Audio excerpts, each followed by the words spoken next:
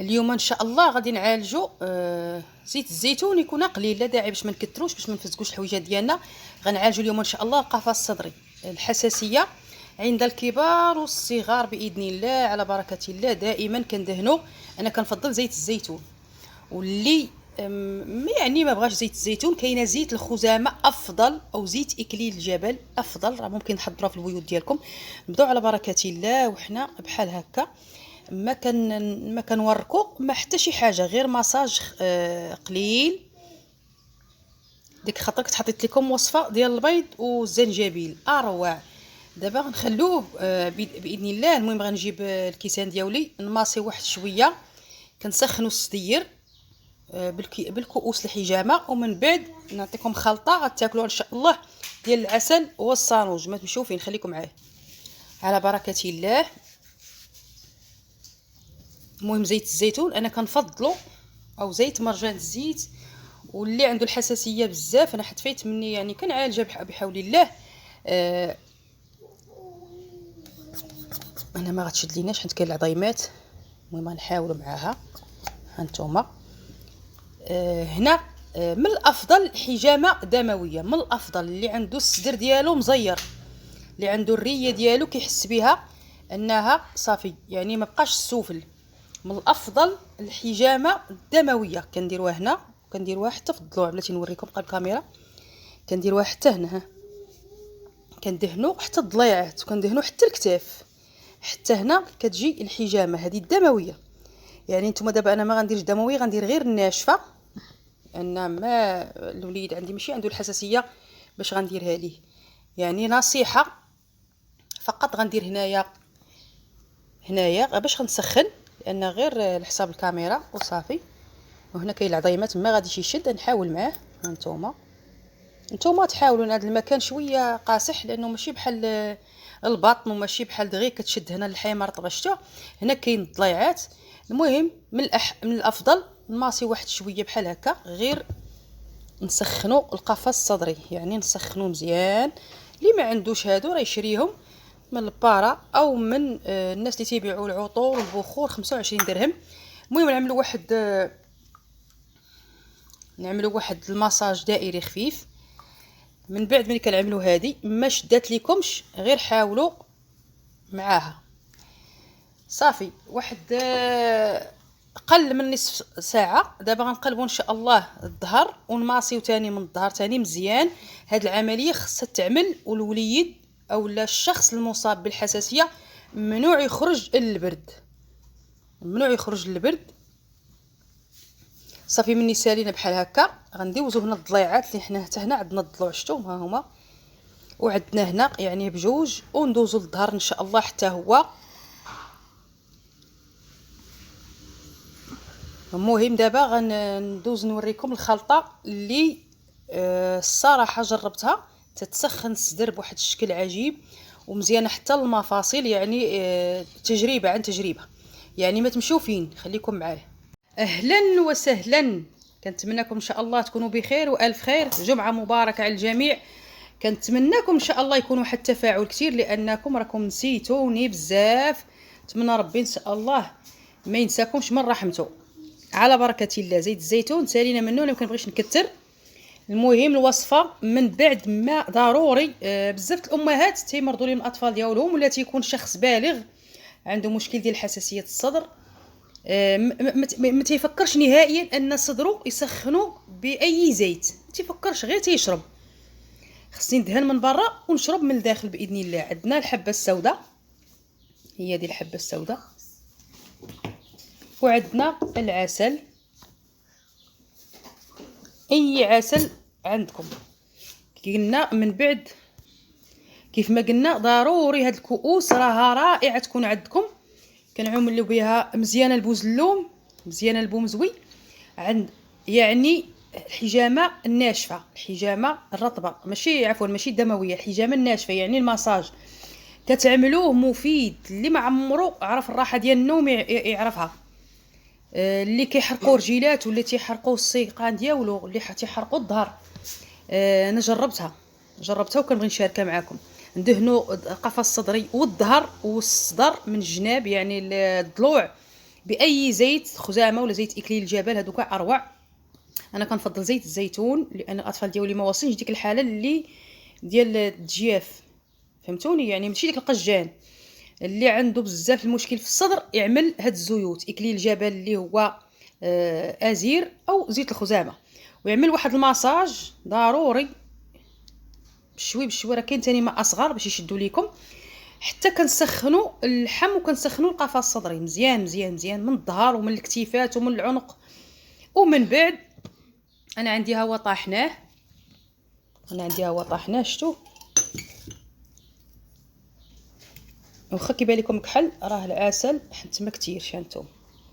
يعني ناخذ ملعقه من الحبه السوداء بعد نقيناها وكنطحنها بلا ما نحمرها، نخلطها مع العسل حتى كتعود عندي كريمه. دابا حيت غير تقلات غنعاود نزيد هانتوما، غنعاود نزيد العسل.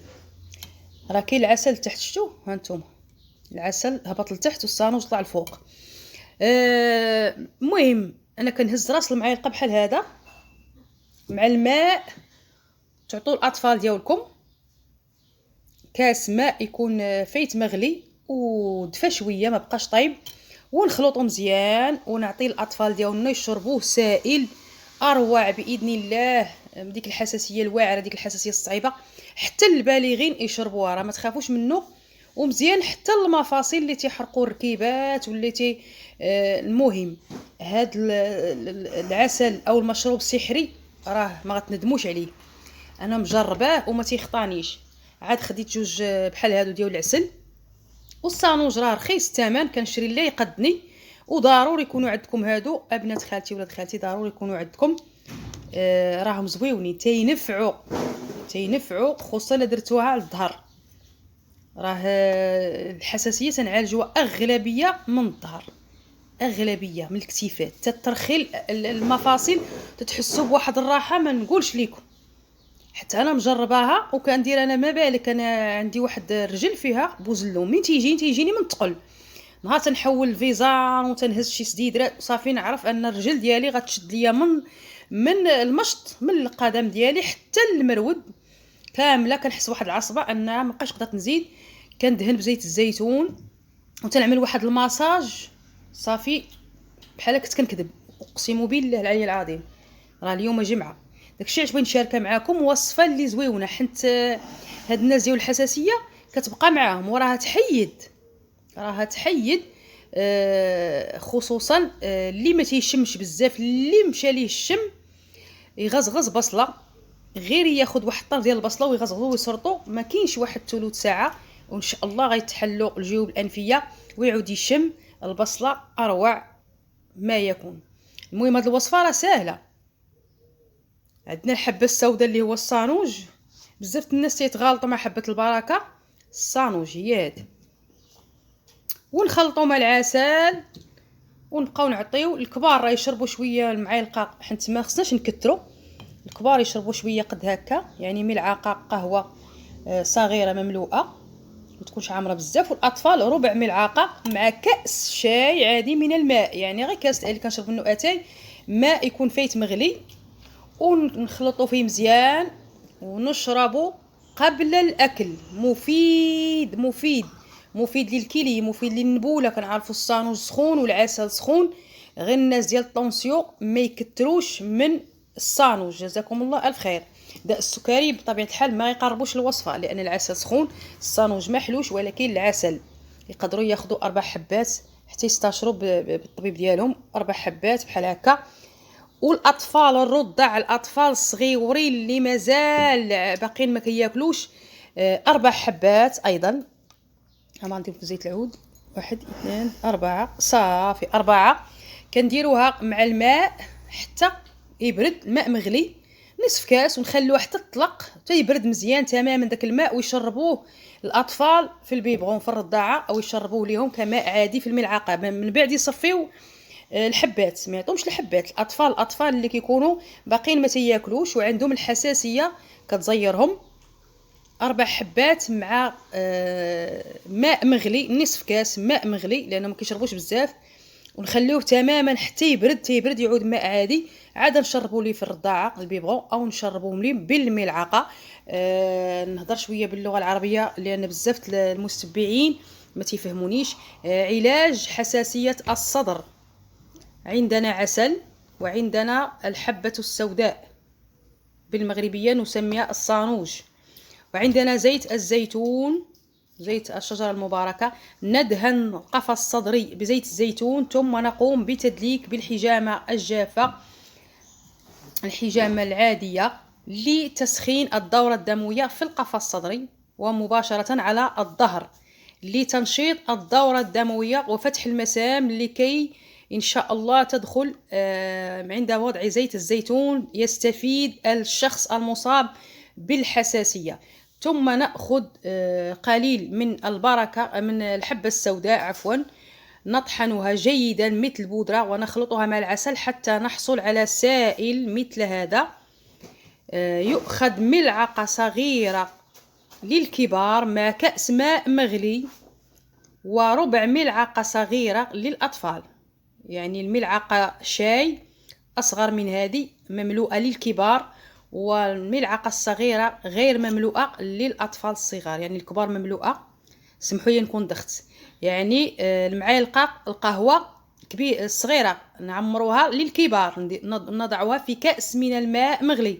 الصغار ملعقة صغيرة مملوءاش، يعني غير راس، مفيدة للمفاصل وللكلي ولتدفئة الرئة بإذن الله. وتبعدوا بتاتا تشربوا الماء من الثلاجة، الماء البارد، الكلاص، أي حاجة باردة نتجنبوها، ويغطي الوليد الصدر ديالو بإذن الله. وفقدان الشم، نصف بصلة تمضغ جيدا وتبلع لإرجاع حاسة الشم بإذن الواحد الأحد. كيتقلقوا عليا الناس ديال اللي متبعيني باقي الدول، تحيه لهم كاملين، وما كنبغيش نخليهم بلا خاطر. المهم سمحوا لي على اللغه العربيه مسكينه راه كتاكل العصا وصافي. المهم كنتمنى لكم ان شاء الله ربي شافيكم وجمعه مباركه، وما تنسونيش من التفاعل. الله يحفظكم من شر الخلق باذن الله. مع السلامه.